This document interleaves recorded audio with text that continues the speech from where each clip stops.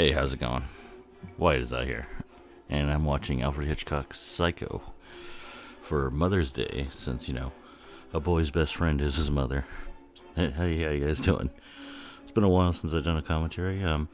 Figured Mother's Day is coming around, so I was actually going to pick the movie Mother's Day, but then someone suggested, why don't you do Psycho? I was like, 100% yes, of course, that's what should be done for Mother's Day.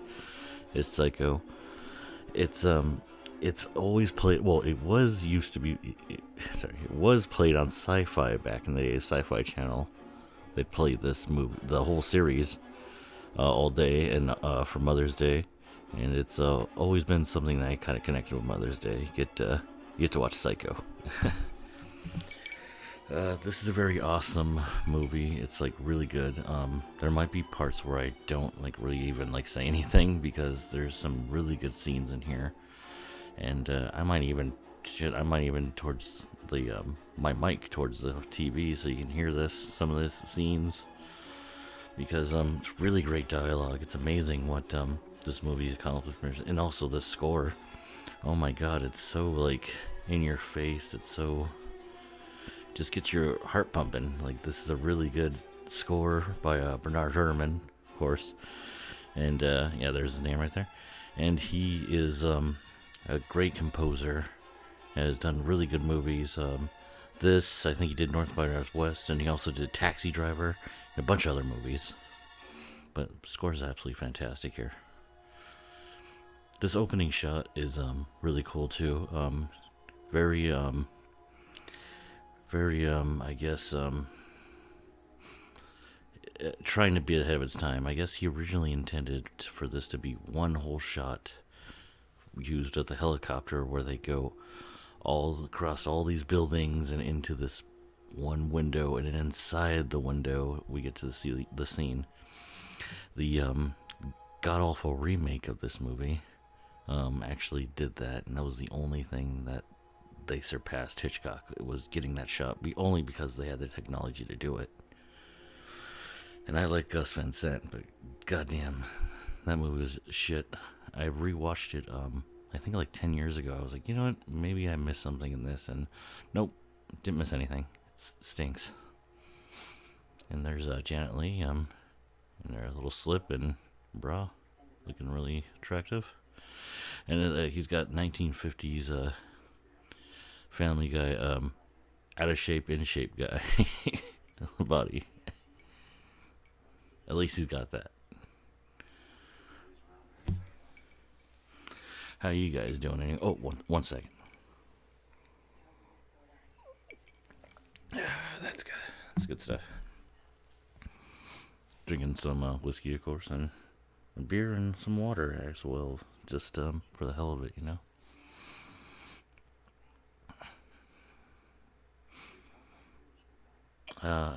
You know what? I usually don't want to crank out a bunch of just like trivia for movies, but since this movie's older, I think there's a good amount of audience members that may not know the backstory. Probably seen the movie, but may not know the backstory. So I will crank out a little bit more trivia than I usually do for these commentaries. And in this, apparently when they were shooting this scene, Hitchcock thought that Janet Leigh wasn't being as passionate, the way he put it, as she could be in this scene. And basically he's saying, I need you to be more sexy. Like, you can't be in your brown underwear and like looking stiff. And she was like, oh, okay. And she went for it. And she totally does make this scene work. This guy's, I don't really know the guy actor. I'm sure I've seen him in other movies, and I just can't pinpoint him. I don't have my IMDb on. I should get that going, but he's okay. He's serviceable. He does his job, but he kind of to me looks like every other guy from that era. Janet Leigh is really the star of this scene right now, or not right now, but the star of the scene here.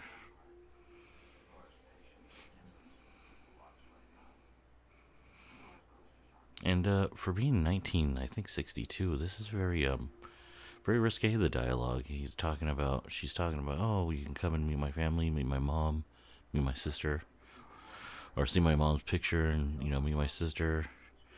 And he's like, yeah, then we'll send your sister off and flip your mom's photo around. It's like, Jesus. And this guy, he is trying to get out of a relationship. He's stuck in this divorce, and he's trying to move on with Janet Leigh here, and he's just scared about money, and this is the money is the whole thing that drives the story. Actually, I guess you could say love, really. Passion drives the story. From Janet Leigh's actions later on.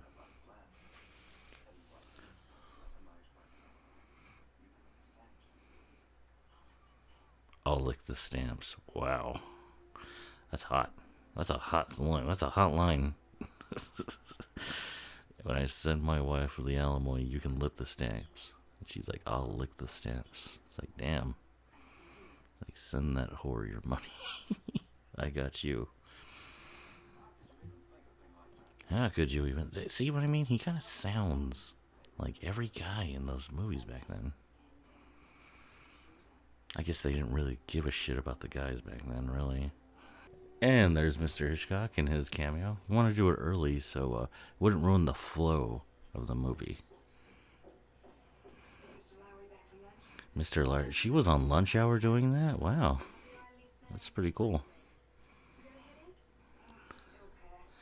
She has a headache.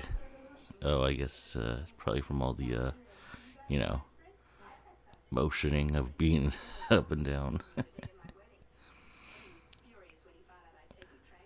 Why would she take tranquilizers on a wedding night?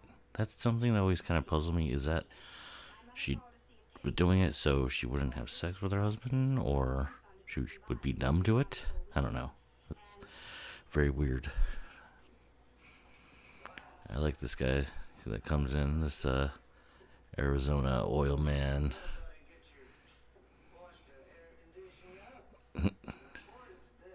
You can afford it today. Obviously, all fucking hammered. Just went to lunch and had some beers and probably some whiskey. I like his hat. Looks cool. Bolo tie. Cool suit. This guy got some style. He's got gray hair, but he has black eyebrows. That's very odd.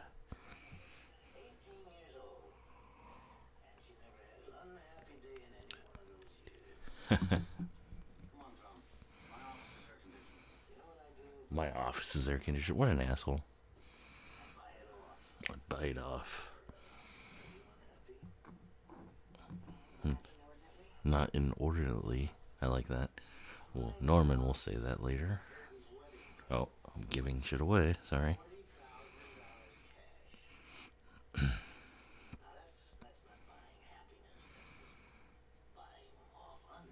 Buying off unhappiness. I like that. 40 G's right there. That's why I get to keep it. God, I'm such a fucking nerd. I like how the chick is like, I declare.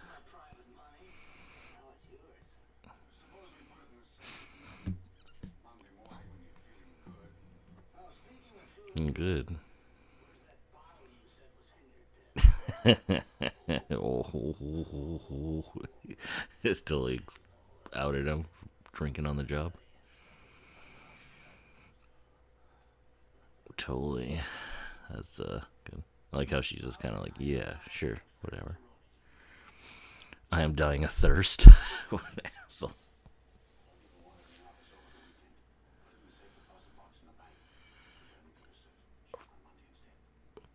40 G's.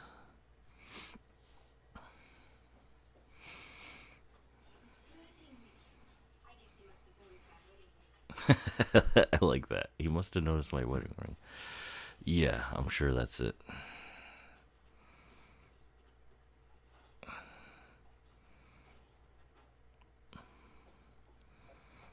This is a like now she comes into their kind of he kind of gets in their space and she goes in their space and yeah. Get a little drinking done. Like that. Just a headache. Going to Vegas. Oh man.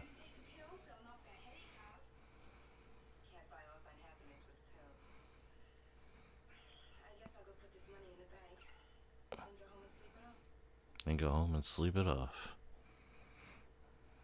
hmm Now I wonder. She obviously, yeah, didn't go to the bank. She already had the idea to steal this money. I wonder when it was. When she saw that cash? Must have been then. When she saw that cash, she probably just figured, this is our way. The reason why she's stealing this cash, by the way, I don't know if you guys know. It's like that. I don't think some people realize is that the guy she's in love with has an ex-wife that he has to pay money to, a certain amount.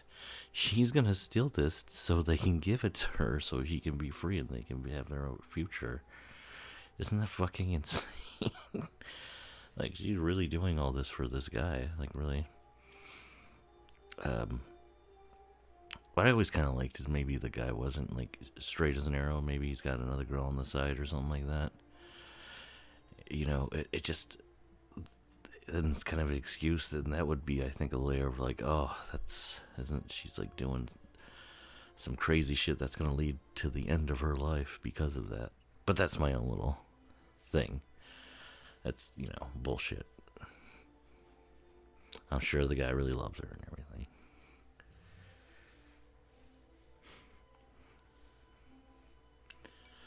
But yeah, just the. But I like this because it is kind of real life. It's kind of like people just will do shit like this. Like regular people just like they have an itch, you know, or they're unhappy with something, and then they see something that could totally help them out. Like, you know, 40 grand, especially back then. That's probably a lot of money.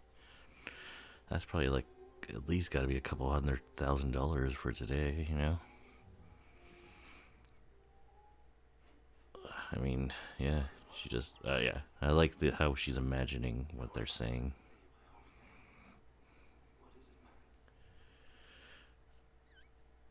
What is it, Marion? That guy was like dressed like a baseball player. Oh shit. Oh, what's she doing here? Shouldn't she be at home sleeping? Oh shit. I mean, I don't think he's thinking the money. I think he's like, that bitch just lied to me. She said she had a headache when she really just wanted to not be working. But makes what happens if she did get away with it. Ah, fuck. I'm getting a little too into this whole money thing. The money really doesn't matter. That's what's great about this movie is that they set up something where you think, oh shit, so this whole movie is, you know, this woman like trying to avoid, more than likely trying to avoid a psycho thing, trying to keep this money, trying to take the money or something. Oh, that's definitely California. Oh shit, yeah, this is what I love. I really like this. This is one of the only movies like in like 60s and down to really portray cop as like the one you should be scared of right here. Like they totally this guy with his mirrored sunglasses. I mean, dude, like holy shit, he just comes around and just sees her sleeping. That's so funny. I mean, that must be terrifying. She's like doing something she knows is wrong, and then it's first thing she sees is a cop, and she tries to make a break for it.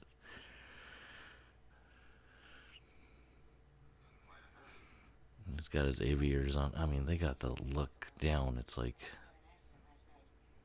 apparently, here's a little bit of that trivia I'm talking about. Hitchcock was scared of police. Apparently, when he was younger, he was falsely accused of something, and the cops kind of did a little number on him, and he just felt like, oh yeah, these guys just abuse their power left and right. Now, I'm not saying that's an all thing, but you know, back he probably grew up in a little area or something in England or Wales, where the fuck he was from. You know, small towns. You know, especially back then. You know, no one's gonna say anything if you rough up the guy. Is there? Is there what? Oh, I'm watching this on a Blu-ray that I actually got. It's called the Alfred Hitchcock: The Ultimate Collection. It's really cool. It's got like his best movies, not all of them, but his definitely the highlight movies, the good ones, you know. And this is part of it. Um, uh, it's an interesting thing because I watched all these movies and I was thinking like, oh, I love Psycho, but I'm sure I'm gonna find something in here that I'll probably like just as much. And there's a few definitely that stand up next to Psycho. But Psycho is so it's so creative. Like, and not only that, what I love about Psycho too is that it's so low budget. Like, he intended to make this movie with like under $1 million and black and white.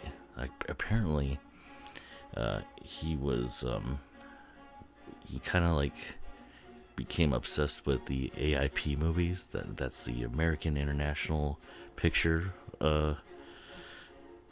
company that they made. You know, they production. They made all the cheesy '50s movies, like, you know, Dragster, you know, or Attack of the 50-Foot Woman, A Creature with the Atom Brain, you know, all those movies, and they were doing really well. And he was like, well, what if somebody took one of those crazy ideas and made, you know, actually had someone who knew what they were doing making the film? And that's like the idea behind it. And I just love that. I love that he chose to strip himself down. Like, he's like, you know what? I don't need the money to do this. I can make this on the cheap. And he even used his television film crew for the Alfred Hitchcock Hour. He used that crew. He didn't use like cinematographers that, you know, work in movies. He used the television crew, and it kind of shows, but it works. Like, I kind of would think the only thing I can kind of think is like compares as Stanley Kubrick doing A Clockwork Orange, where he saw these movies like Easy Rider, The Trip, you know, these kids doing these like crazy far out movies, these youth pictures as they call them, and he's like, all right, let's see like what happens when, you know, I make a youth picture. And he makes, you know, one of the best fucking ones. Arizona, I like those close-ups. This movie has a lot of style. I just like its pacing. Janet Leigh does a really good job too.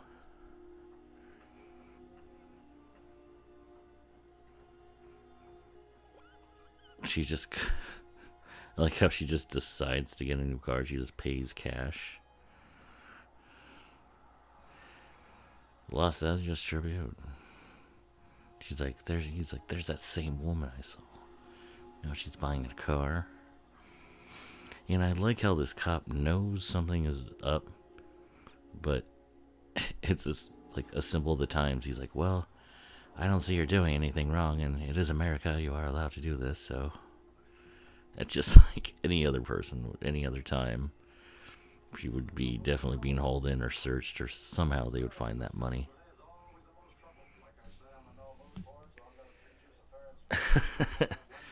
Now I know this guy's from other movies. I just cannot think, but yeah, he's good in this.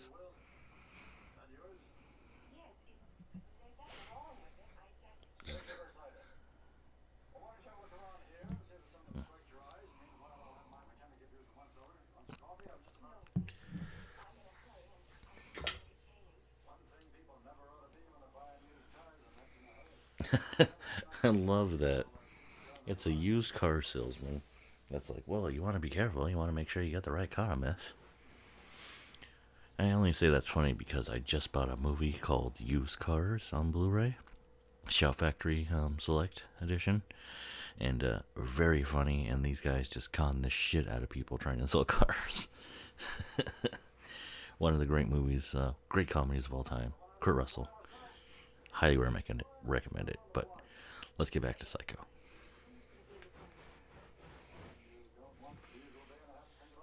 Damn, this guy has been in something. It's killing me. I gotta go to IMDb. It's fucking killing me. The customer by high pressure, the salesman.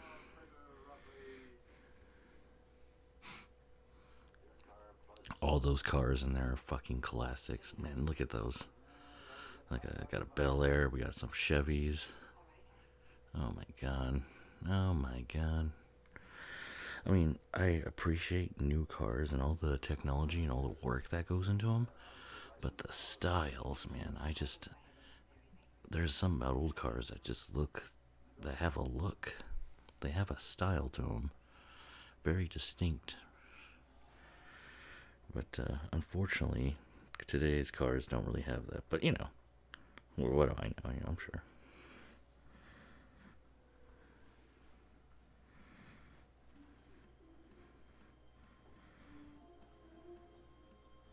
There's that Bernard Herrmann score kicking in. I mean,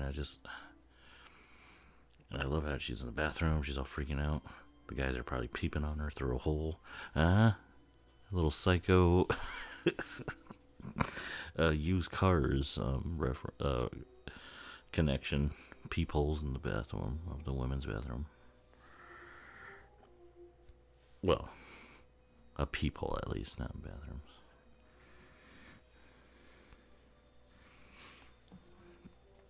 She just busses out fucking like whatever, like a grand.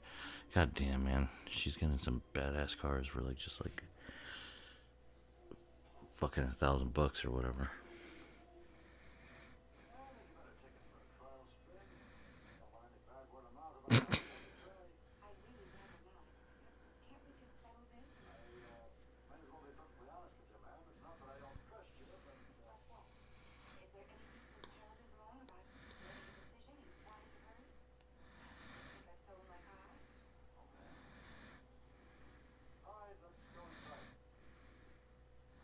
Dude, okay. I'm on IMDb. This motherfucker was in It's a Wonderful Life. That's where I know him from. I was gonna say that. The Third Man. Okay, yeah. This guy's been in some. The Virginian. Okay, now this is starting to come together. Bonanza. Alright. Yeah, he's been in some shit.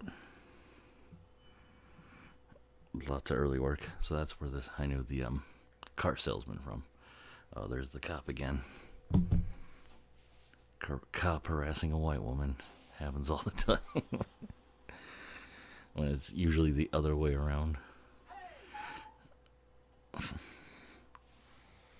She almost takes off without her fucking luggage. That cop is like, this fucking bitch is up to something. But he's like, but I can't do anything because it's America and I have to respect her rights as an American citizen. I love the shot too of the three men just kind of looking at her. You know what? I usually kind of don't like the whole the feminist aspect of movies, but I like the paranoia and there's these men looking at her. She's doing something for a man, kind of ruining her life. She's making this bad decision. And of course, there's gonna be this guy she's gonna meet that's gonna be the end of her, basically. Hey, I didn't say it was a strong argument. That's why I'm not. That's why I didn't great aspect, but a little bit of an aspect there. Her boss, the guy hitting on her. I think they pushed that a little bit more in the remake of her having to deal with shit from men type deal. What the average woman has to go through. Which, maybe they do. I don't know. I'm not a woman.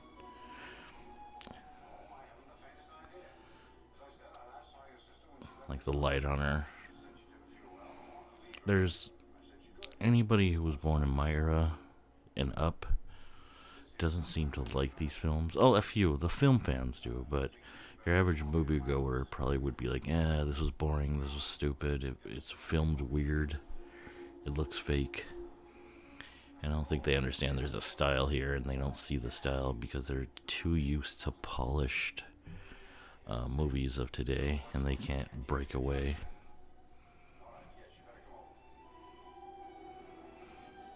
I like this shot, getting darker and darker.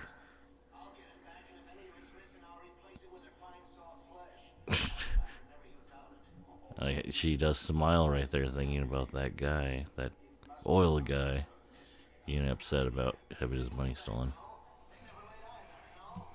No, no.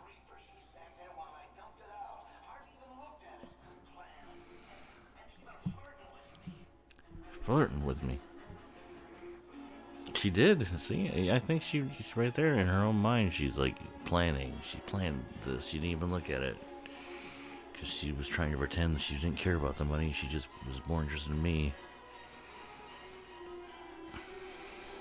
Damn, that's a lot of rain. Fuck. She ran into a fucking storm.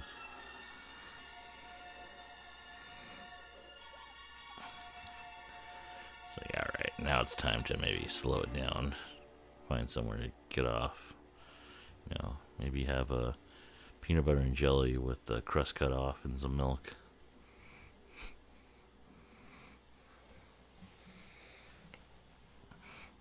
And of course, rain. I love films that do this, have an aspect of supernatural or maybe fate, something she can't control. This weather, which makes her want to get off this scary, slippery road and into the Bates Motel. It looks great. I like the setup of this. As you can tell, it's just an off-beaten hotel. Just a small place that you would just see in the middle of nowhere.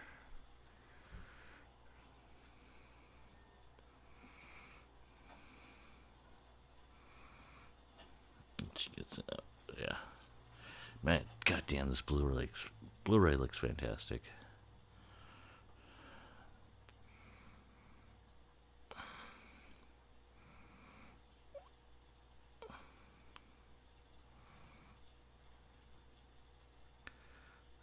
Oh wow. To see, saw somebody, a woman, look like go right past the window.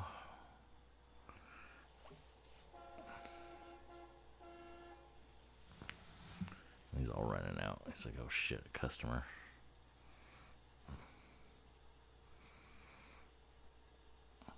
What a great looking house too. Very threatening, very haunted house on the hill. Like literally on the hill.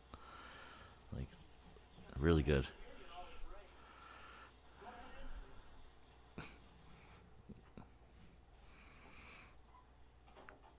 All this old furniture.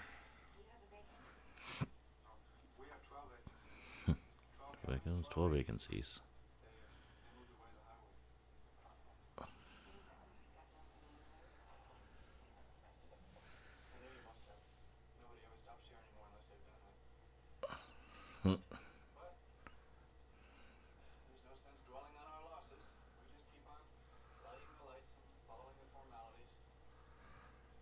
It's funny.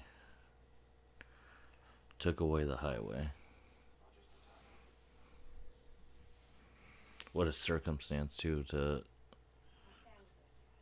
this guy must have been fighting his own urges, his own psychotic his own psychotic views, and then the city decides to turn away his business, leaving him more time by himself to delve deeper into his own psychosis.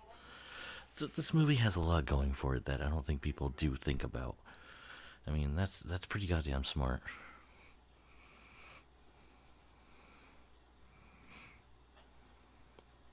Look at that fucking luggage. Oh my god. Just huge ass fucking bags that are probably at least 15 pounds by themselves. But if you have something in them, definitely gonna fucking break. It's stuffy in here. It's like it's stuffy. It's fucking raining. It's freezing probably now.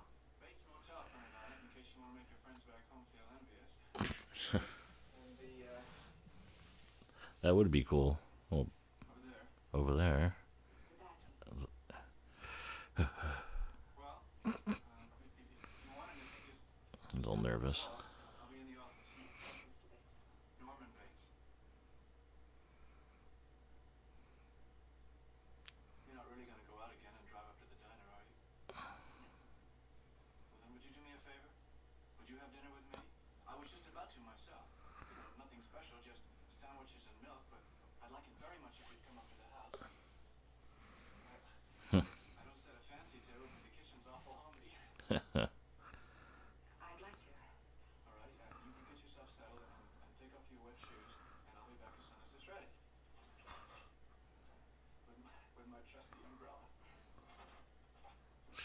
He's so charming. I love this. No, and Anthony Perkins does a great job as Norman Bates. Of course, he's Norman Bates. There is no other Norman Bates. No one can really be it. I'm sure there's other actors. Yeah, of course. I'm sure there's other actors, but he just fit into this role of Norman Bates really almost too well. The whole fact that he's kind of has this secret identity inside. Norm he was gay at the time when this was not acceptable in Hollywood, or not in Hollywood, but in the public, and our whole type of bullshit back then. But it works. I think he could relate to this character in that kind of way. You know what I mean? But also, I just wanted to say that. Oh yeah, the money. God, I'm sorry. I'm kind of going back and forth here, but I love at this scene with the money, how she decides to hide it in the newspaper. Good idea, too. Good idea. But it's gonna be the last we see of the money, because, like I said, this movie's not about the money. Not about the money at all.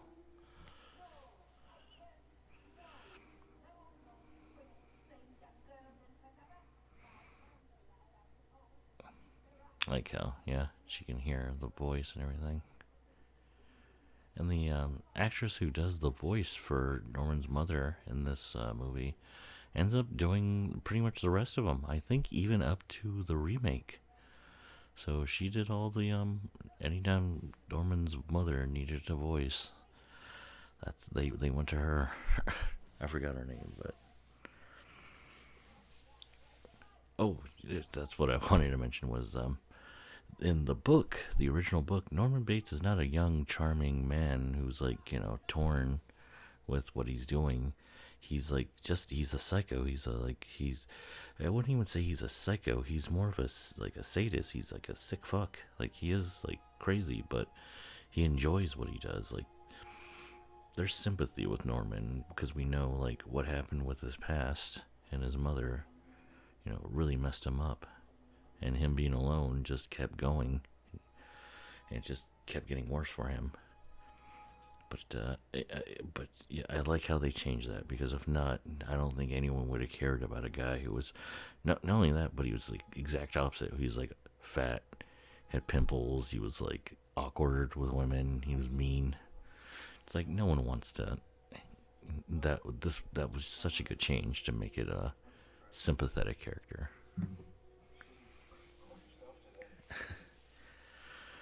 She's like, no shit.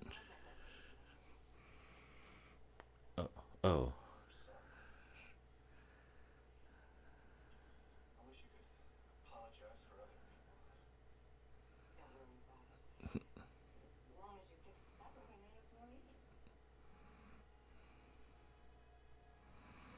Oh.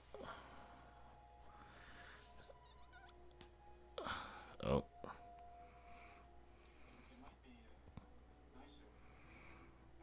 He, he can't go. Mother's not letting him go into her room. It's either that or he's just too nervous to go in her room. You can really see the hairs on her arms on this.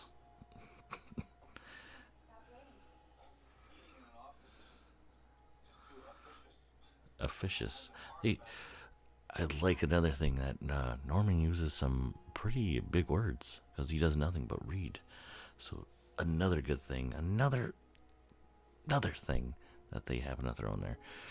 And I love the stuffed birds. Very freaky. Everything. That owl in the corner is just fantastic. Whoever thought of putting that there was fucking genius.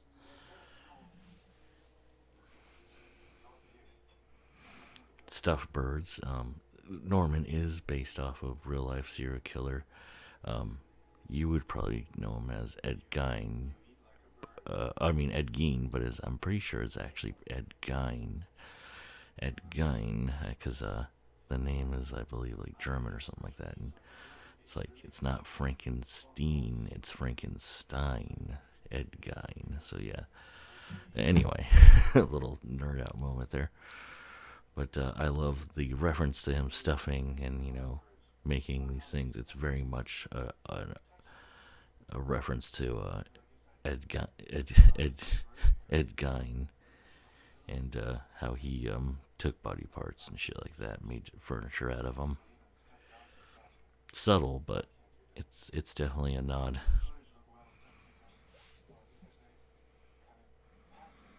She's not even eating like peanut butter and jelly sandwiches. It's just like butter and milk, butter on bread and milk. That's old school American food right there.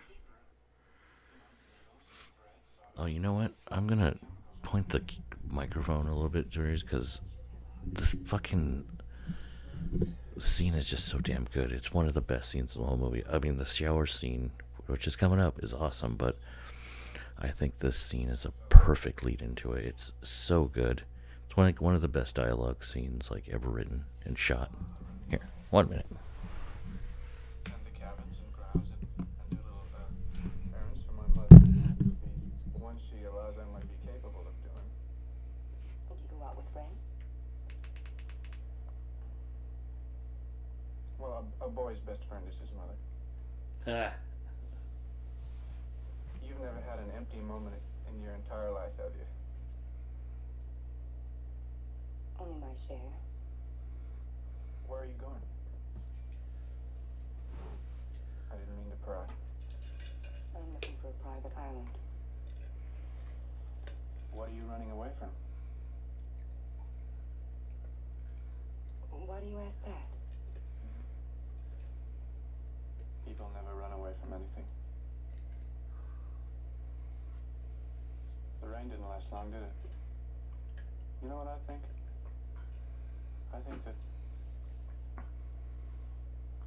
we're all in our private traps, clamped in them, and none of us can ever get out. We scratch and claw, but only at the air, only at each other. And for all of it, we never budge an inch. Sometimes we deliberately step into those traps. I was born in mine. I don't mind it anymore. Oh, but you should. You should mind it. Oh, I do. But I say I don't. You know, if anyone ever talked to me the way I heard, the way she spoke to you. Sometimes, when she talks to me like that, I feel I'd like to go up there and curse her and leave her forever. Or at least defy her.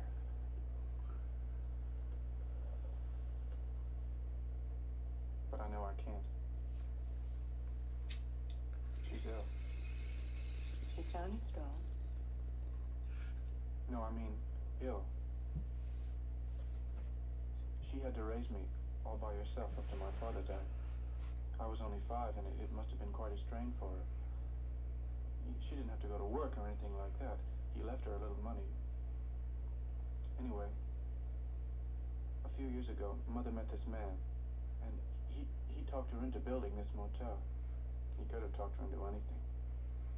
And when he died too, it was just too great a shock for her. And the way he died. I guess there's nothing to talk about while you're eating. Anyway, it was just too great a loss for her. She had nothing left. Except you. Well, a son is a poor substitute for a lover. Why don't you go away? To a private island like you? No. Not like me. I couldn't do that. Who'd look after her? She'd be alone up there. The fire would go out. Be cold and damp like a grave. If you love someone, you don't do that to them even if you hate them. You understand? I don't hate her. I hate what she's become. I hate the illness. Wouldn't it be better if you put her someplace? You mean an institution? A madhouse? People always call a madhouse someplace, don't they? Put her in someplace. I'm sorry. I didn't mean it to sound uncaring. What do you know about caring? Have you ever seen the inside of one of those places? The laughing and the tears. And the cruel eyes studying you. My mother there. But she's harmless. She's as harmless as one of those stuffed birds. I am sorry. I only felt... It seems she's hurting you. I meant well. People always mean well. They cluck their thick tongues and shake their heads and suggest oh so very delicately.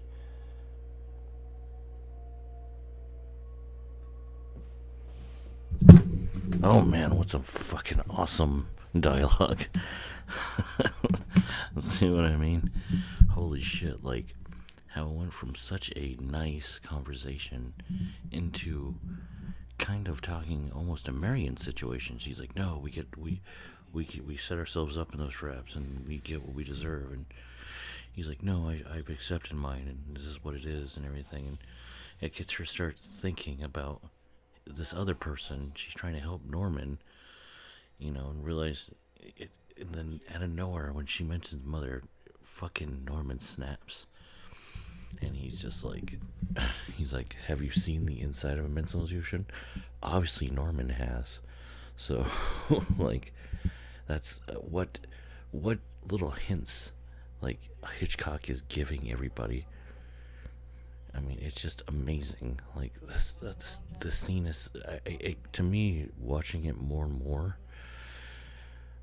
it's kind of overshadows, like, for me now, the fucking shower scene. I mean, the shower scene's great.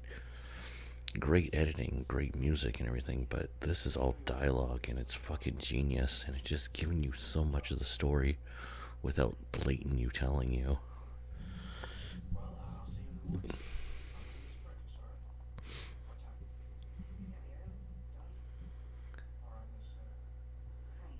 Crane. And how funny, he stuffs birds and her last name is Crane. And also, did you get when he said, my mother's as harmless as one of those stuffed birds? Because she is a stuffed bird, technically.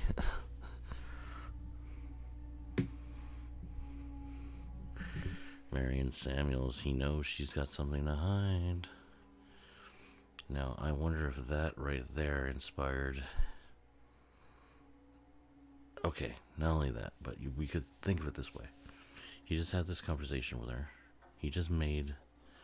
She made some kind of remark that upset him about his mother, which is triggering his fucking psychosis right now. He sees that she lied about her name, so she's a bad girl. And now he moves that painting and we get a peephole.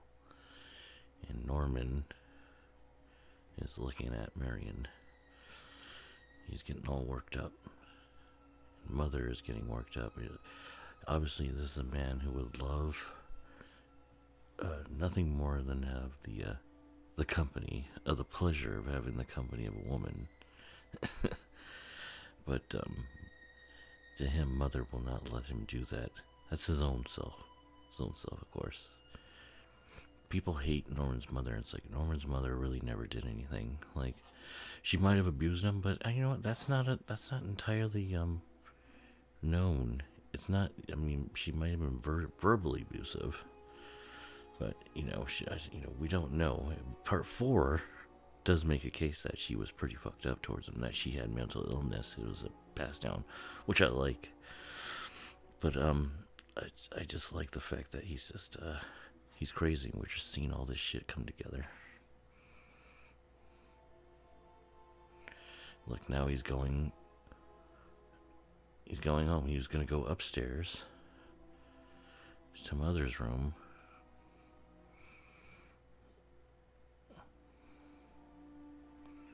He goes right in that kitchen.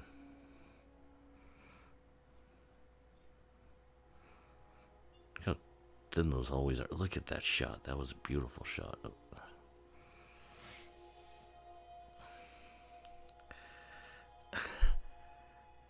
Why did she have to do the math of 40,000 take away 700? It's like, like, I mean, you should know that.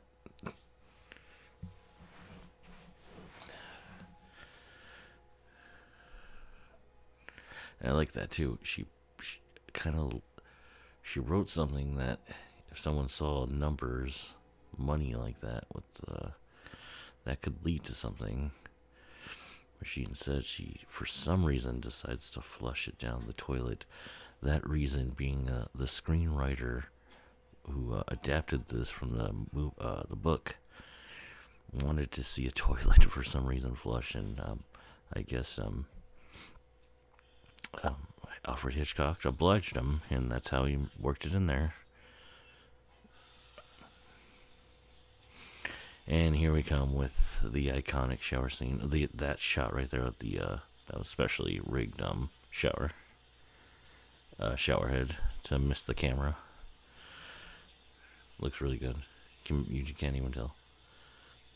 This is iconic. This has been referenced in so many movies, so many shows, so many music.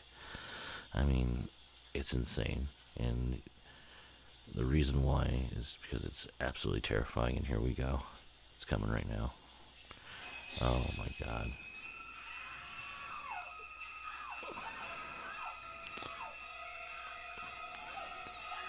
Cut. Each cut represents a stab. It's very amazing, this scene. And then we got Bernard Herrmann's score coming in, feeling like dun, dun, dun, feeling like someone's stabbing you with your ears, just unnerving you. Genius. The scene is fucking genius.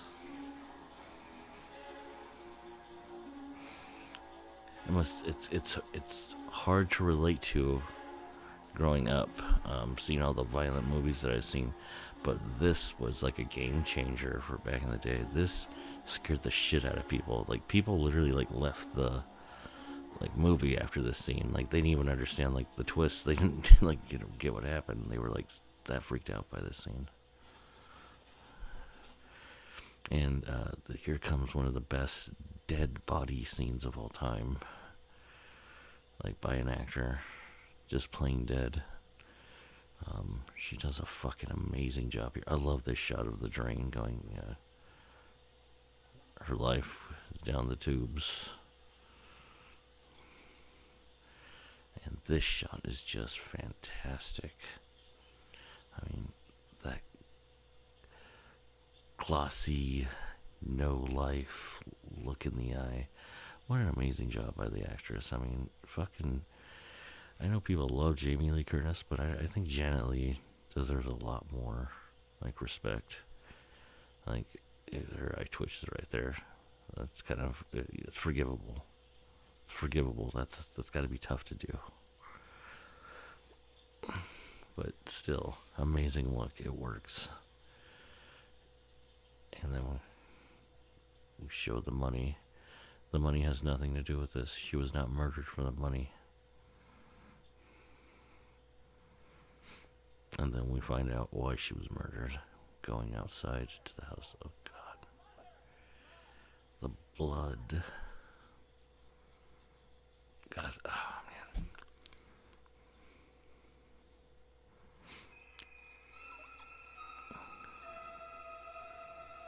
Music, man.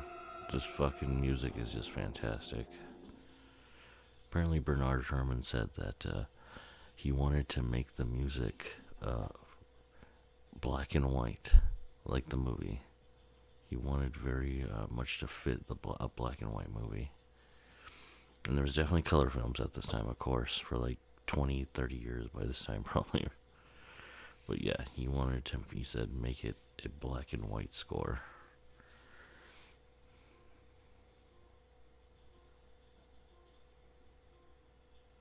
And I think he accomplished that. And somebody's car is going off. Someone's car alarm is going off.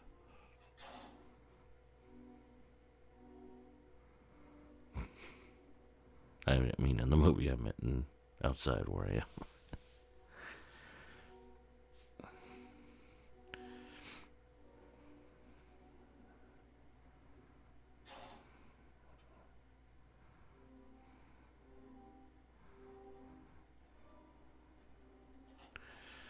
And now Norman has to clean up this body, and he's all by himself. Pretty much there's no way no one's going to be coming, too. So it's a perfect writing and setup wise for all this shit to happen.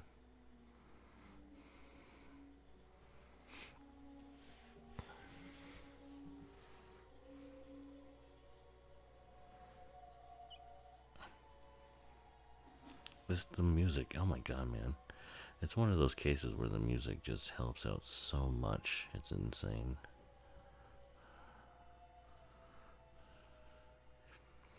Now, when they shot these scenes, Janet Leigh and Anthony Perkins were never in the set together during this stuff. That's a body double. That's not Janet Leigh. And the person who was in the shower scene when Janet Leigh was getting stabbed was not Anthony Perkins. So they did not do these scenes together.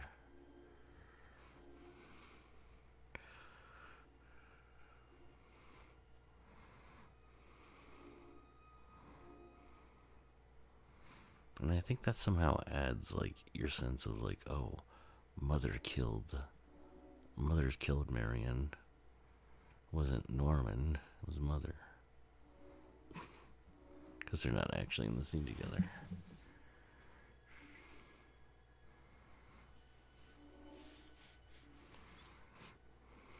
And what another notable thing about this movie, too, is the connection with the mother and the serial killer. I mean, it's definitely, like I said, once again, 100% reference to Ed Gein, but, I mean, there's so many serial killers that have issues with their mothers. I mean, it's just ridiculous. Like, that is just something that is a part of it. Like, the psychosis of a killer is the issues with mother.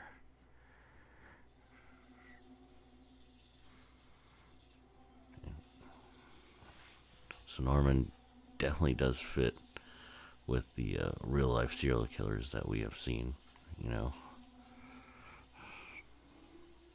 We've seen and read about and seen the movies about them and all the books about. It's just an endless amount of books and material on serial killers. We're very fascinated with these psychos, these fucking pieces of shit.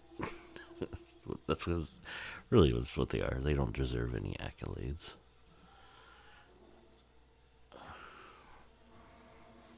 But fascinating subject. Fucking Mindhunter shit, am I right, guys? Sucks we're not getting any more of that, apparently. Maybe they'll decide to change their mind and do another one, but I don't think we're getting any more of them.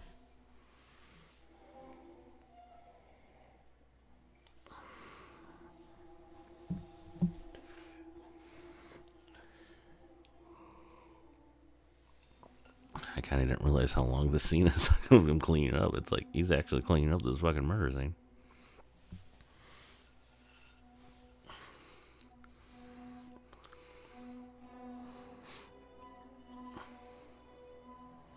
Oh man, that would suck to have to get rid of a car like that. It's like, oh, it's worse than killing the person.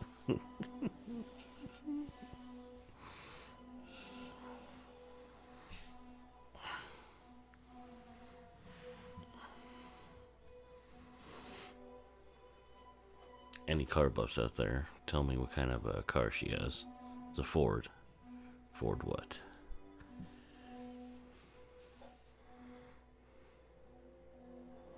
A Ford with a big fucking... with a really big trunk. Fucking... what's it called? Sin City. I like how it gets quiet right here. As he wraps this body up like she's fucking Laura Dern. Laura Dern. Not Laura Dern. Jesus Christ. Laura Palmer. Oh, that's funny. It's a Twin Peaks reference.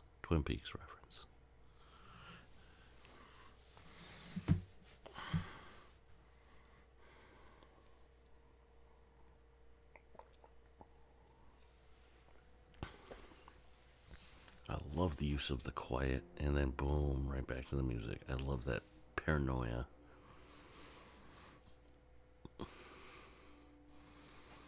got the key. He's got her. He's getting everything.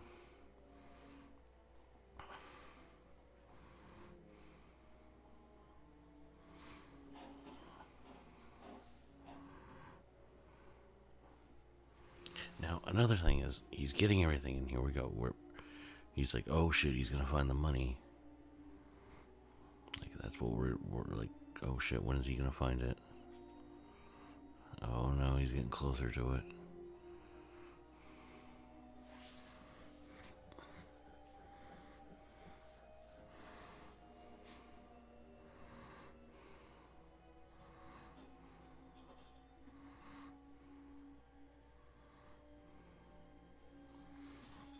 Getting everything out. This room is looking spotless. Somehow he did it. We get to see that money. That newspaper that has 40 G's in it.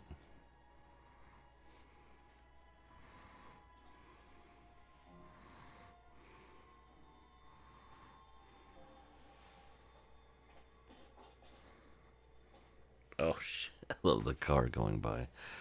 Oh man, he got freaked out right there.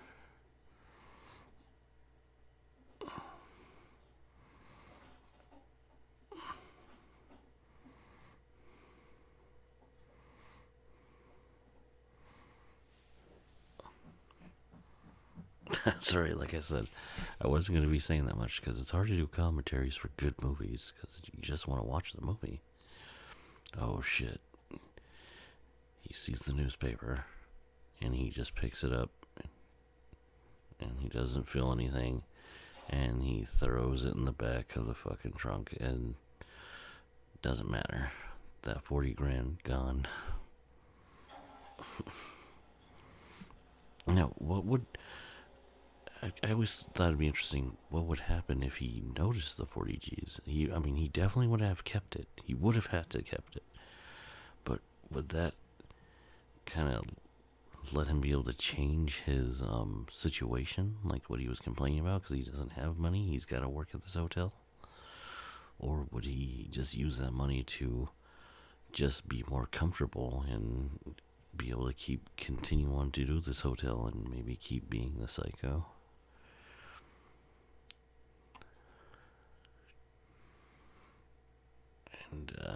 And I know this is supposed to be behind his house, and is it a bog or is it a lake that he's dumping this in? If it's, if she's driving outside of like Arizona or whatever, and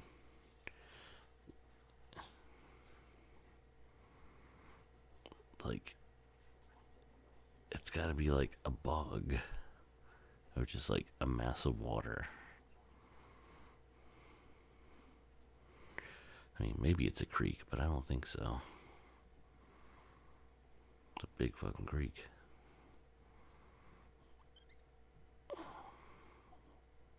Oh shit. It's not going all the way.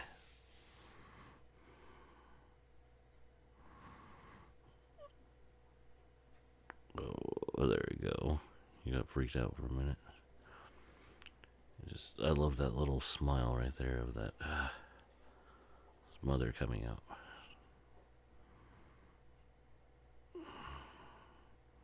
He got away with it. Evidence is gone. And that $40,000 is the biggest evidence of all. If he did keep that money, that would actually be a total link to her. But if anything, him not keeping that money and throwing it away would show that, like, he is crazy. He didn't do it for profit. Like, I think most people would try to persecute him, but mainly, not persecute him, would try to, I guess persecute, but if in the court of law, they would probably be like, he found that she had $40,000 and killed her for the $40,000. His lawyers can be like, nope, it wasn't money, it was his own sick mind. It has nothing to do with the money. This commentary is boring, isn't it? Sorry, guys. Like I said, I had to do it because I wanted to watch this movie, but I don't like just spouting out facts, so I think I'm just gonna change it up and maybe do a little bit more on my own take here, have a little bit more fun. I like this. Now we gotta change characters here. We get her sister, who's like, "What the fuck? Where is she?"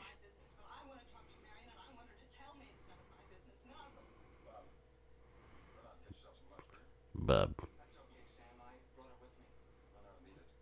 run out and eat it. He's like, "Get out of here." And here's our character, Sam Loomis, which of course, Psycho Halloween connection. Sam Loomis is the character of the Doctor, Michael Myers' Doctor, and Jamie Lee Curtis is the daughter of Janet Leigh, who was just killed.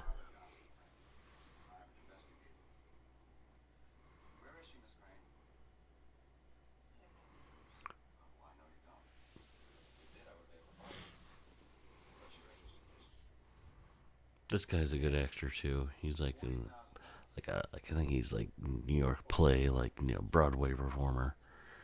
Then they brought him in. He does a good job. I like his character. And not only that, but they bring him in as definitely as a sacrifice character as well. He's not just here to just be some cool guy. He's here to get murdered by, just to add up that body count a little bit, spice up this movie a little bit more.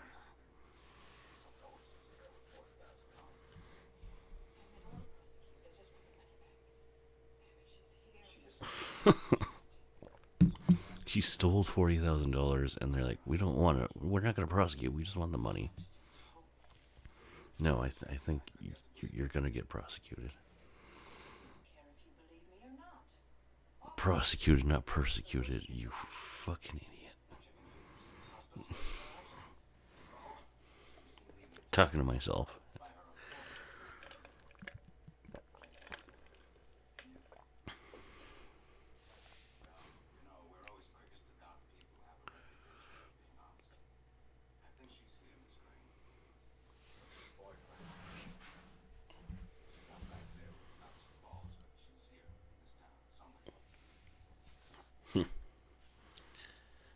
Somewhere in this town.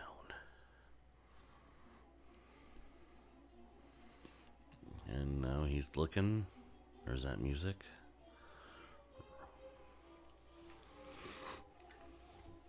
Going to all the hotels. Smart idea. Candy corn. Candy spelled with a K. And corn spelled with a K, like the band.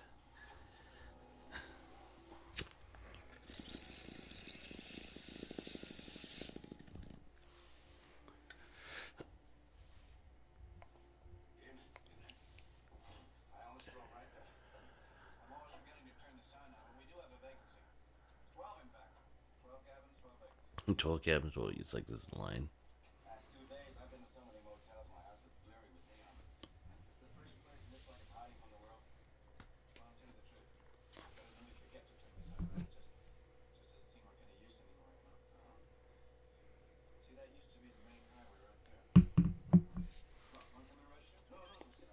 That used to be the main highway.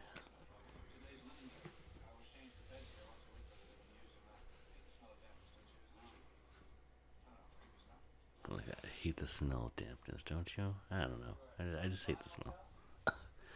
Great dialogue. And he's so normal here. It's so good how he's able to switch. God damn, Anthony Perkins really kills this movie. I mean, he kills in it. Literally, he kills in it.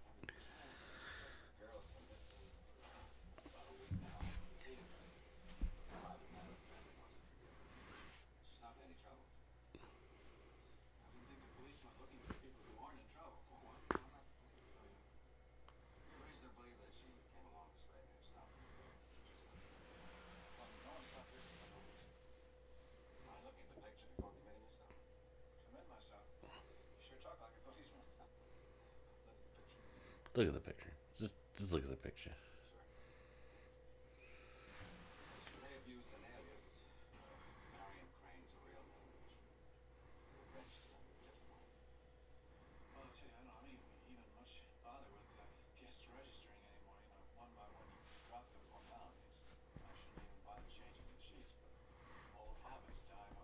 Old habits die hard. I like that. Old habits die hard.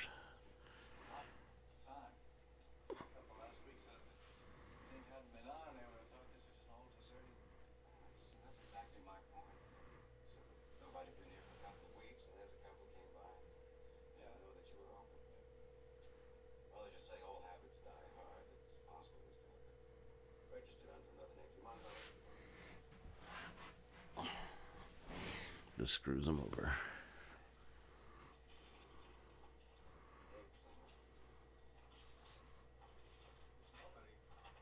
There's nobody.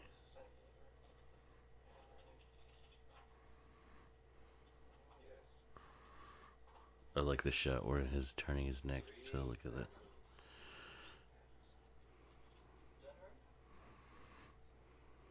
Let me just see how worried he's getting. He's chewing. He's chewing. Oh shit.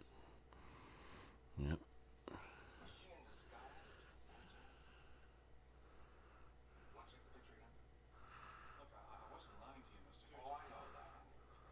I wasn't lying to you. It's like, oh god.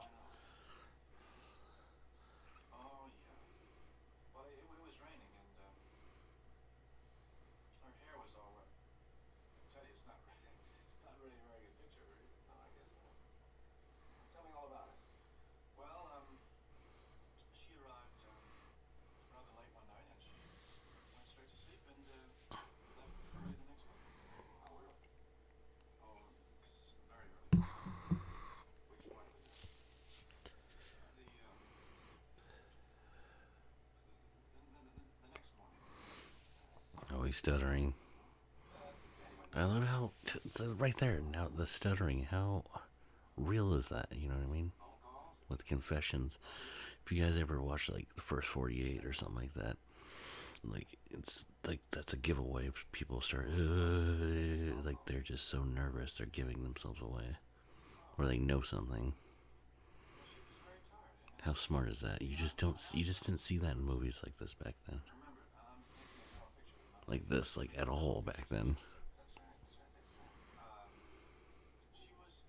Hitchcock got real down to earth with this movie, like very reality based. This one feels a lot more real than his other movies, even though there's a lot of style in it. It feels way more like real world. I don't know, to me. Well, you know what? That that's a tough one actually. I guess you could say that about all his movies. They all kind of have their own real worldness to them, but this one has that. Those little things that are just written in there like that are just great. In fact, he's starting to crack. You know, issues with a mother, a serial killer, good stuff like that. People doing dumb shit. Marion taking that money, which leads her down a path that she can't go back from.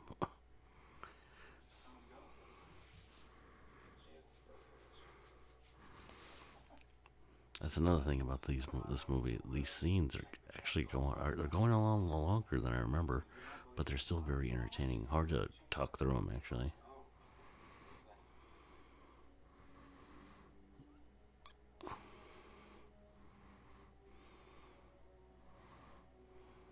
Oh, you didn't go in the first room. You couldn't help it. Change your mind?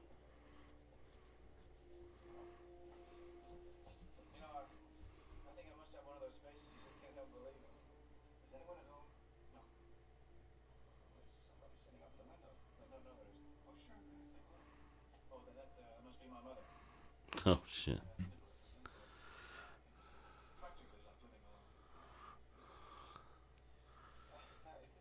She's an invalid.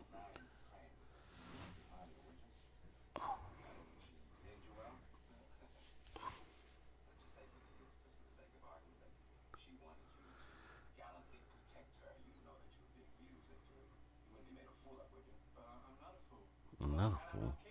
Oh god. He's getting angry now.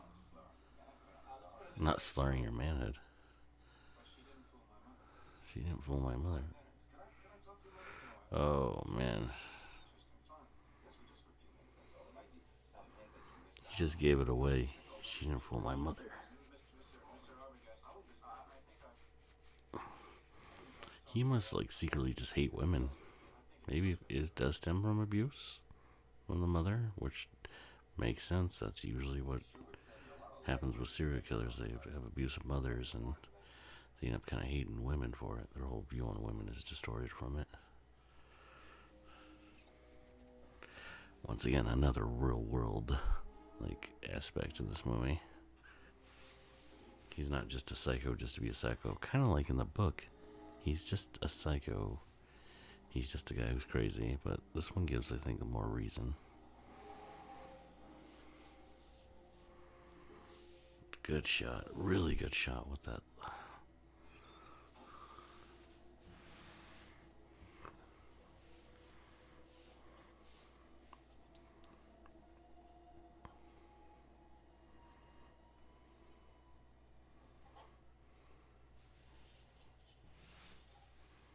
Like that old phone booth. Lift receiver, insert a dime, listen for the dial. That's hysterical. Instructions on how to use the payphone.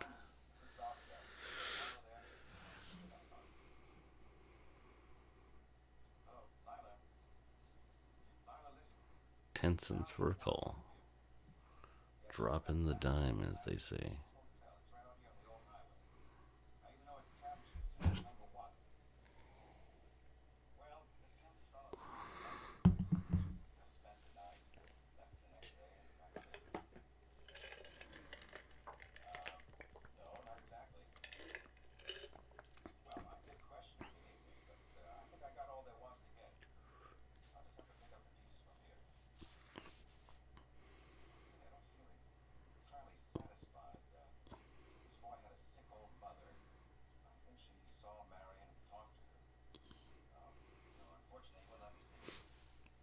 Oh, I'm sorry.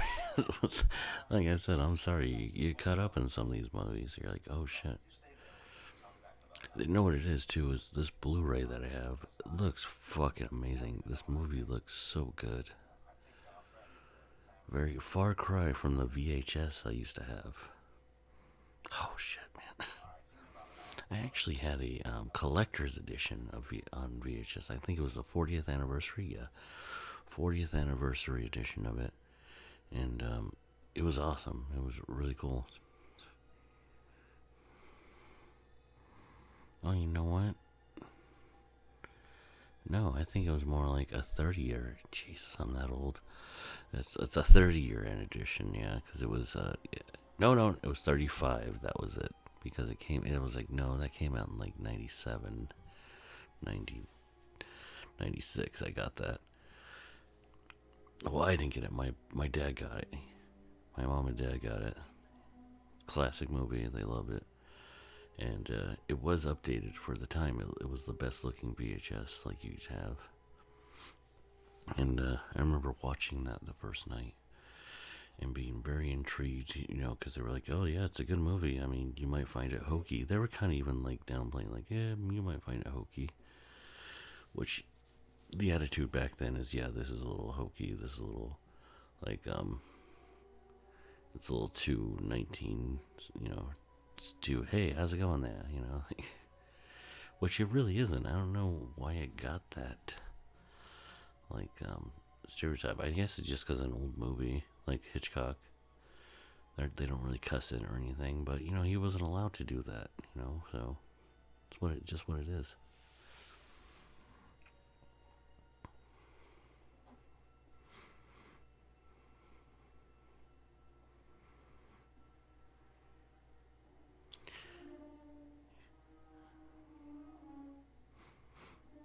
Yeah, like, God, I just like the hotel being right in front of the property.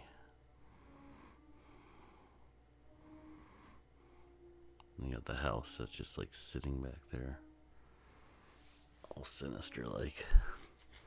And what a trippy staircase,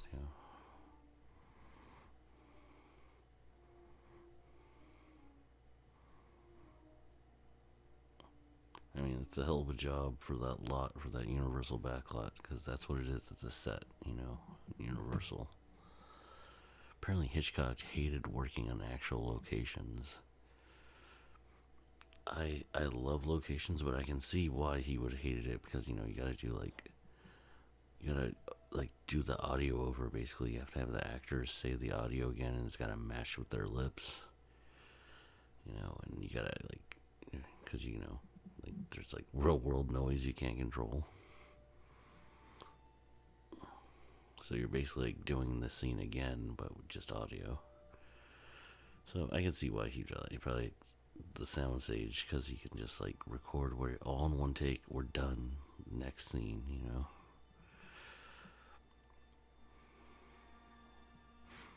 Now, I know a lot of people I know are 50-50 on this. Some people really love the style of this scene, and some people think it's stupid. They should have just showed him falling down.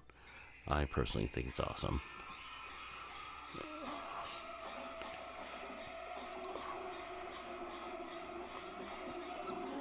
It's pretty much an homage to Vertigo, in a way.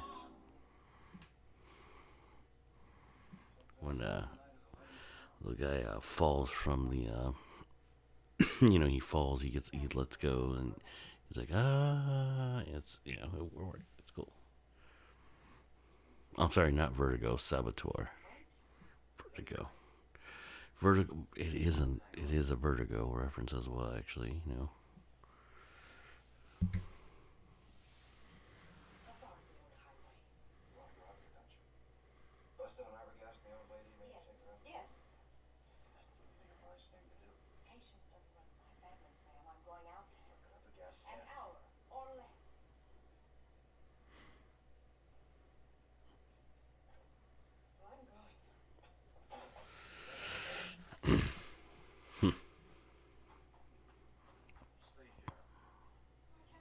This movie's wrapping up. I think we got about 20 minutes left.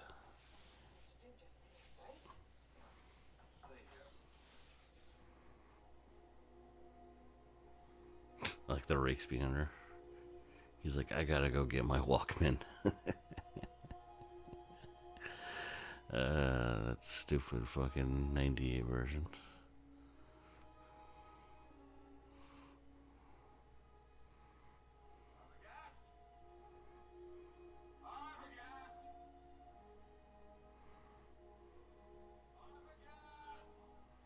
Oh, what a good shot of him. Just looking where Marion is. He's looking for Marion. Everybody's looking for Marion. She's right there.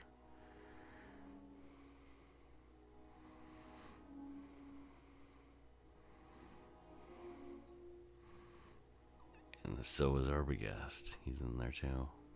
And you gotta wonder how many other people in there too. Like that's where they should have went with the Bates Motel.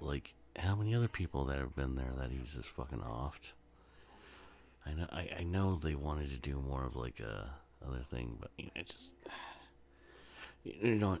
I'm wrong on that. They did that in Bates Motel. I'm an idiot. The second Bates Motel, not the first one. But it would be nice to do almost the time that he after he killed Mother and before this movie.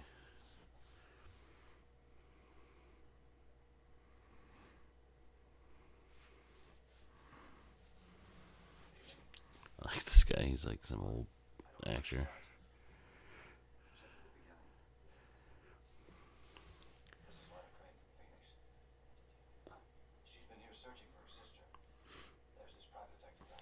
Searching for her sister. They called him a detective. He wasn't a detective. He was a private eye. Well, I guess Dick, huh? Oh!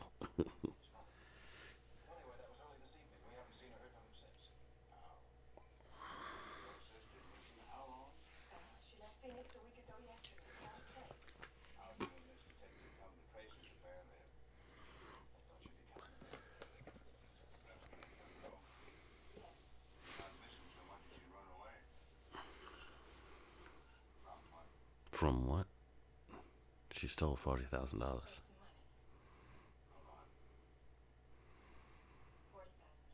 Oh.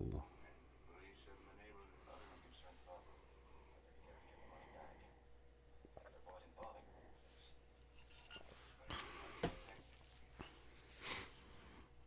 God damn, I'm sorry. I'm not talking. I'm so sorry.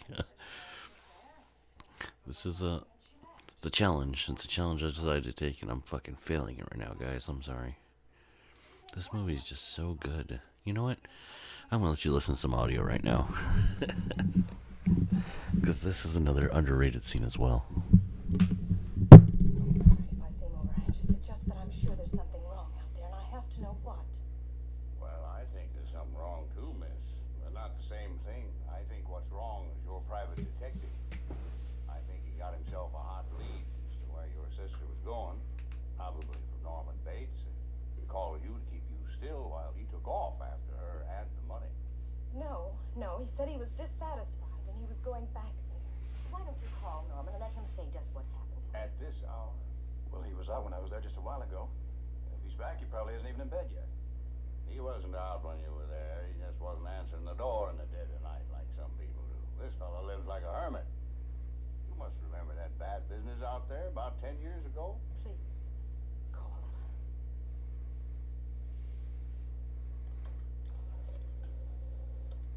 Laurie, the sheriff wants you to connect him with the Bates Motel.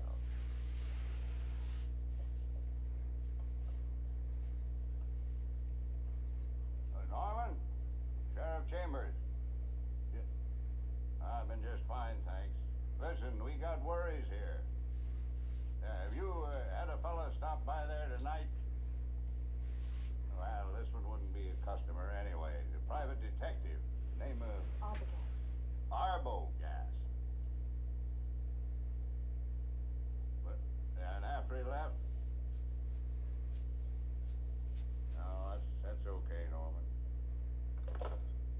This detective was there. Norman told him about the girl. The detective thanked him, and he went away. And he didn't come back? Didn't see the mother? Your detective told you he couldn't come right back because he was going to question Norman Bates' mother, right? Yes. Norman Bates' mother has been dead and buried in Green Lawn Cemetery for the past 10 years. I hope Norman picked out the dress she was buried in. Periwinkle blue. Ain't only local history, Sam. It's the only case of murder and suicide on Fairvale Ledgers. Mrs. Bates poisoned this guy she was involved with when she found out he was married. Then took a helping to the same stuff herself. Strychnine. Ugly way to die. Norman found them dead together. In bed. You mean that old woman I saw sitting in the window out there wasn't Bates' mother? Now, wait a minute, Sam. Are you sure you saw an old woman? Yes, in the house behind the motel. I called and pounded, but she just ignored me. You want to tell me you saw Norman Bates' mother? But it had to be. Because Arbogast said so, too. And the young man wouldn't let him see her because she was too ill. Well, if the woman up there is Mrs. Bates, who's that woman buried out in Green Lawn Cemetery? Oh my god. Dude, the boyfriend stunk in that scene compared to everybody else. He sucks. He's the weakest actor in this whole movie. Like I said, he works for the character, but he's not amazing. Not at all. He doesn't work. He works.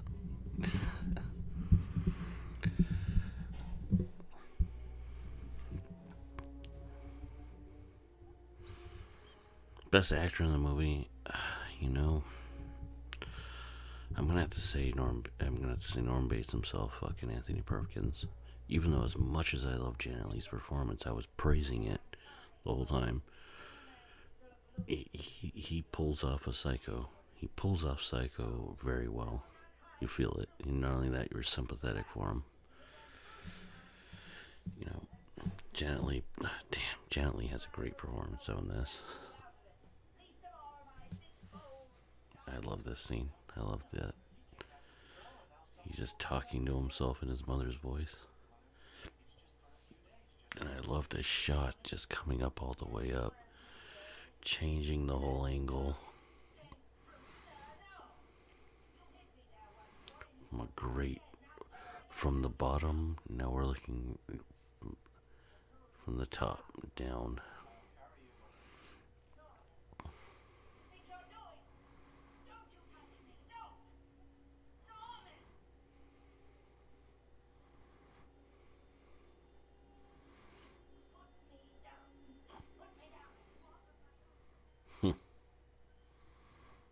Gee, it's crazy. Now, one thing I did think they could have improved on is like he kills women that remind him of his mother. That doesn't necessarily have to be like exactly the same, but maybe has like something to him. And like he kills women to replace her body. You know what I mean? Like type deal. I'm like, I don't know. Like maybe after like how long could a body last decomposing like that? Even if he stuffed it and everything, like after 30 years, it would start to fall apart. So he'd have to replace it. That's 30 years though. Maybe even earlier. Who knows? But I kind of like that would be a good idea for like if you have to really remake it again. Which luckily, I haven't heard that many talks about like remaking Psycho since it already did get remade, but that wouldn't stop Hollywood from doing it again if they felt like they could. I think it doesn't because probably the aspect of being a transvestite and having a little, guy who wrote this was homosexual, and he put little gay undertones, like he says it himself. The guy who wrote it, the book even, same thing. It's just, that shouldn't matter to people. Like, who gives a fuck? Like, that shouldn't offend you. Everybody's an individual. Just because you're gay doesn't mean you can't kill somebody.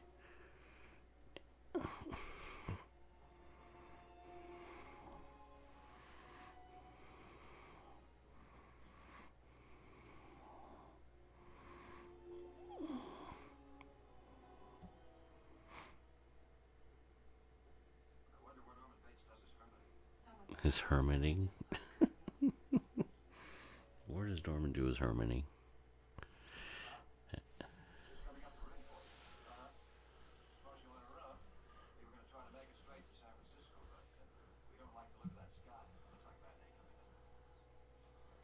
Look at that sky.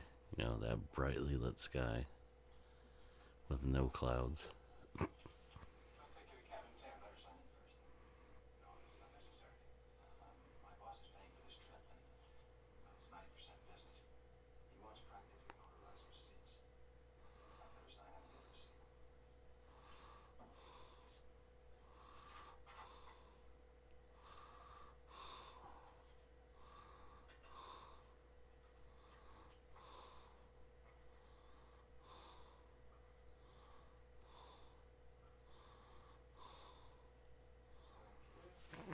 That's funny. They're all trying to look at the ledger both at the same time. They should have just had them fucking straight staring at it. I'll show you the...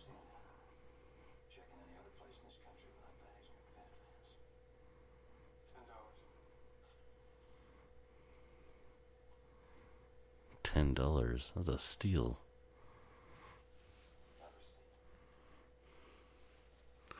My receipt.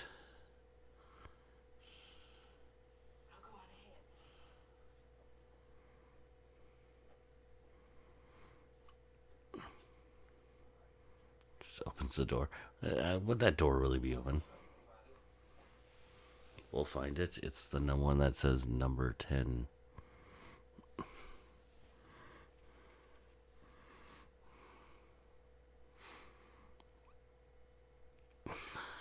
He's just looking at him.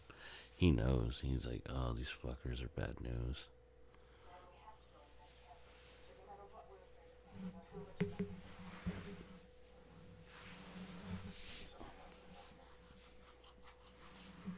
I like how they're like, we have to go in that cab. Like, even if they go in the room, what did they expect to find? Like, he's got all the time in the world to clean this shit up.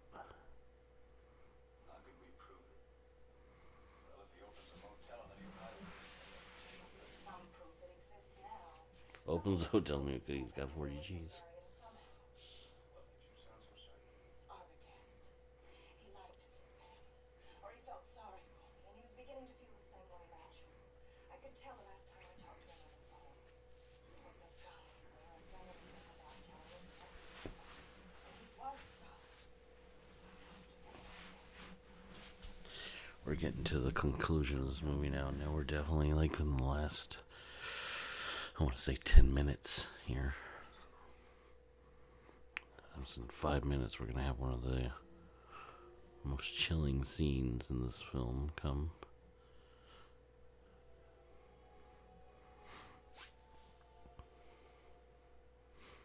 I love the hotel. It's totally Californian. Like there's a shitload of these like kind of hotels like all over California in small towns, especially old freeway towns and stuff like that. You know what I mean? Like, you know, towns that used to really ride on the popularity of the freeway, but not as much anymore. You see these like just kind of along the freeway, like on 101 or like 504, like just like these weird old hotels like that were probably awesome as fuck like in the 1960s, but are just places where I'm sure like hookers and drug addicts and people who just fucking, you know, have to live there fucking, or that's where they are. Or just some tourist who's like, fuck, I just need a bed for tonight.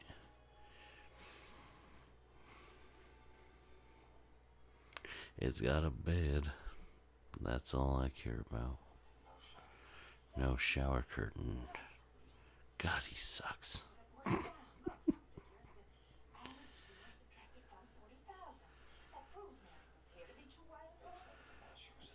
What?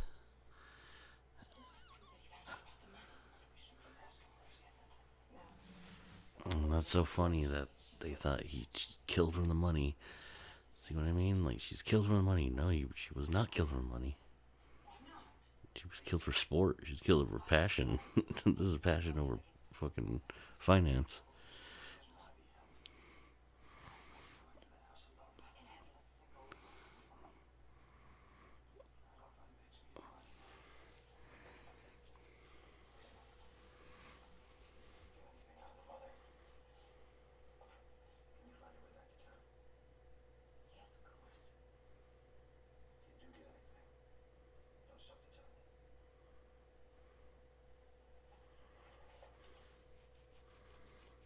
Like that. He's like, alright, I'm gonna distract him. You go in there, get what you can, and if you find it, fucking just go. Don't even tell me to take the car and leave. So this guy really did care for Marion. Whoa. You know something's up. Norman knows it. Oh, you know why? Because Norman was peeping on him in the peephole. I'm sure they just didn't show it.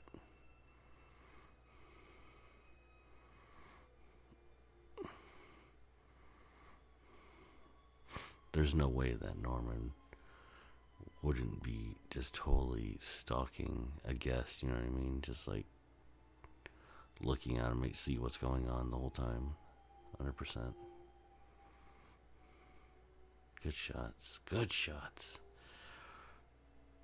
Fucking her coming up these steps, trying to look for her sister. Really good. No, she's not even coming up the steps. She was going over the hill part because she's coming from the hotel. From the other side of the hotel.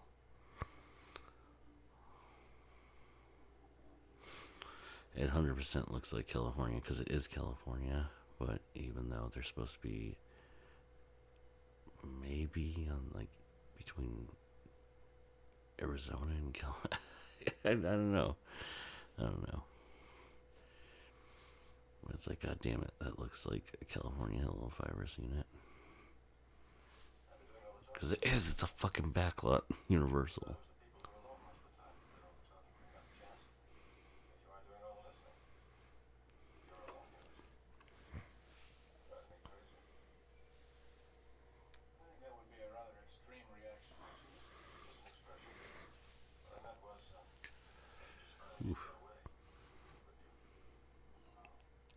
He keeps hitting that mirror with his back. Oh, I love the angel like statue. Which is funny enough, that's in the fucking movie. It's in every single Psycho movie, is that angel like statue at the front of the stairs. And it actually kills somebody in part 3. I forgot who it was. But yeah, it's it's hilarious.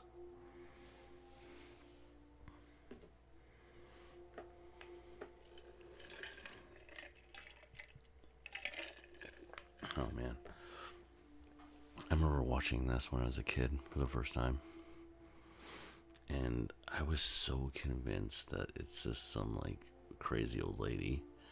I was just like thinking this is stupid. Like like I was such an idiot. Like thinking, oh, it's like some like weird old lady and she's like maybe she's like bald or she's ugly and she used to be pretty or something like that. And then like I started seeing this and I'm like going, whoa, what's with the indentations here? Like what's this? This looks like somebody who's just been laying there forever.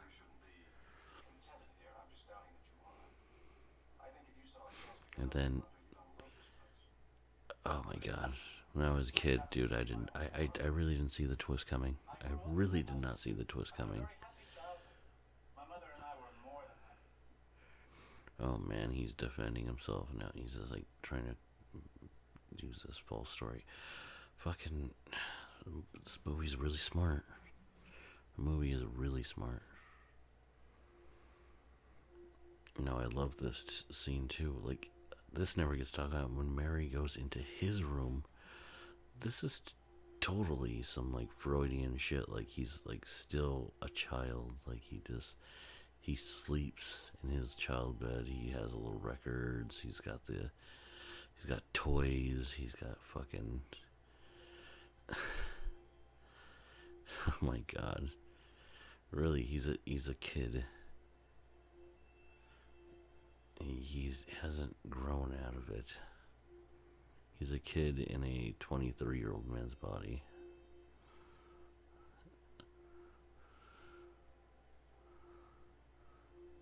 Now, what's interesting here is when she opens the book, people are kind of like, oh, what did she find? It's like, obviously, she probably saw scribblings of women being cut up, maybe like, pictures of naked women or something like that. I mean, it's obviously like a Henry Lee Lucas kind of shit.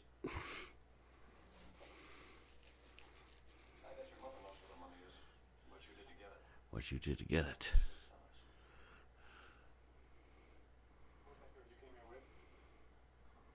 Where is she?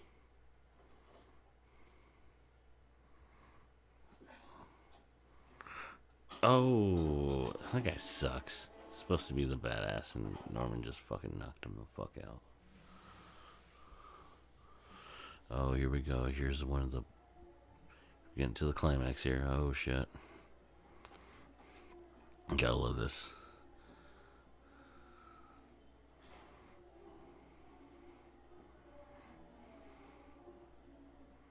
She's gonna leave, but then crack. Oh, what? What's that? This chick's crazy.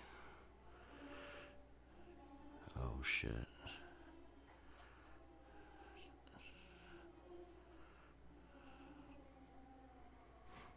Goes down.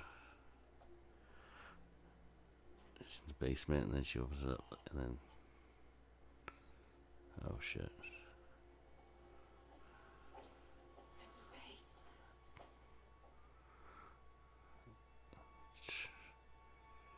Oh, it hits it, and then we see dried out. So it's terrifying. Then we have the light, the swinging light is genius, and then this music kicks in, and then we see Norman's the killer. Holy fuck! But luckily for her stupid sister's boyfriend comes to save the day. But yeah, scary. It just works. How terrifying. This music is genius. Now there's more to that dialogue. He does say like, I remember on my anniversary edition, the dialogue was left in there. Oh man, what does he say? Oh,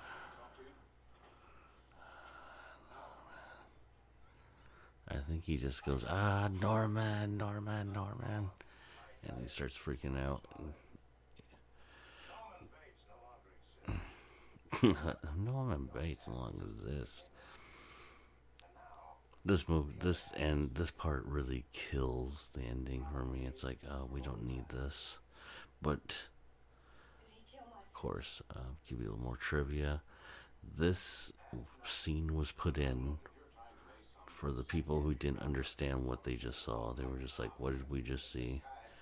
And so they brought this in just to give context to everything, just let everything, just give the whole story basically right here.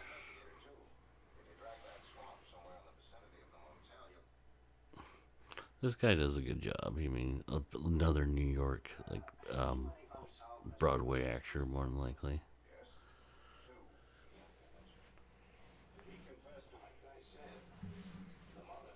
The mother. He's a mother fucker.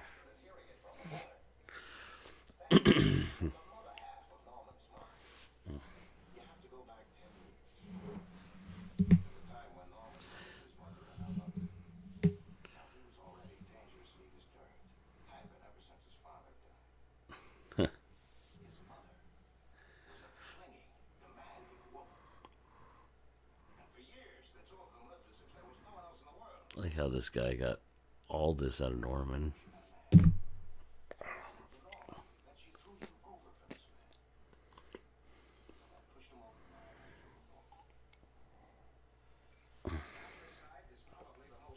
Bearable crime. Especially bearable to the one who commits it.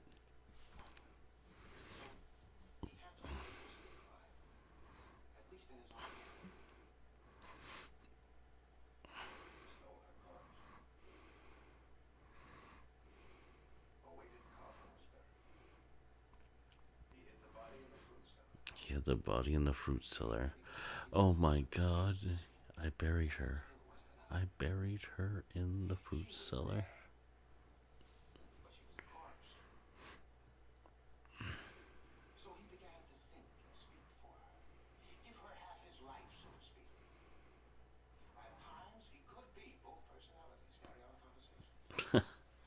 Man, they're just explaining to all the dummies this movie.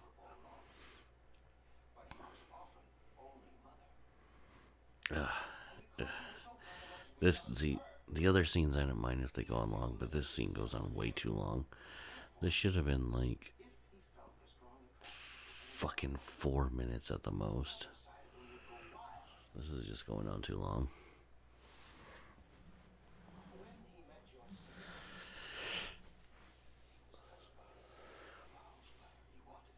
Aroused by her, he wanted her. Yep. Norman thought he could fuck that chick because she wore black underwear, basically. What an asshole. You know what? He was doing okay with her until she mentioned mother, actually.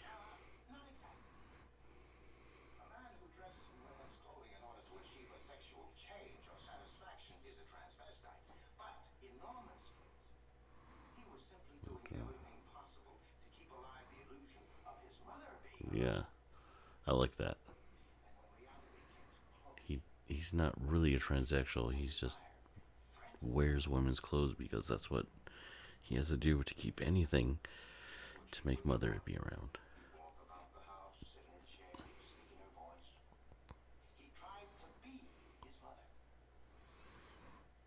Oh.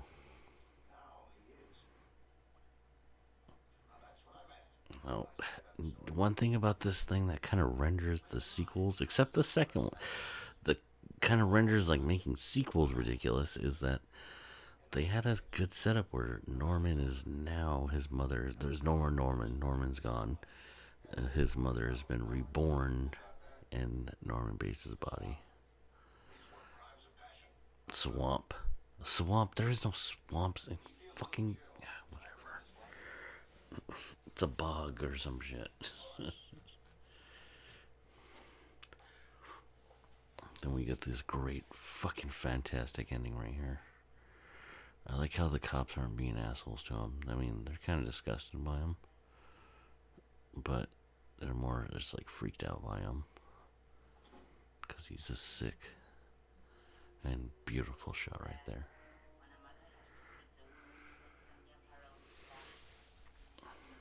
Anthony Perkins gives a great performance right here, shaking his head. Yeah, nodding.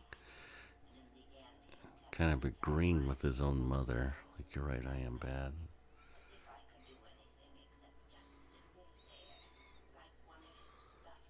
Oh my god, this fucking movie is so genius, dude.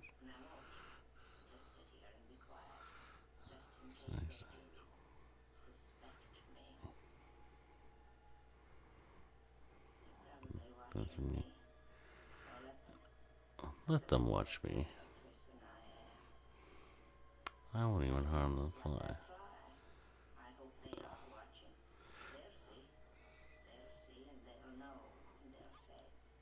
Why?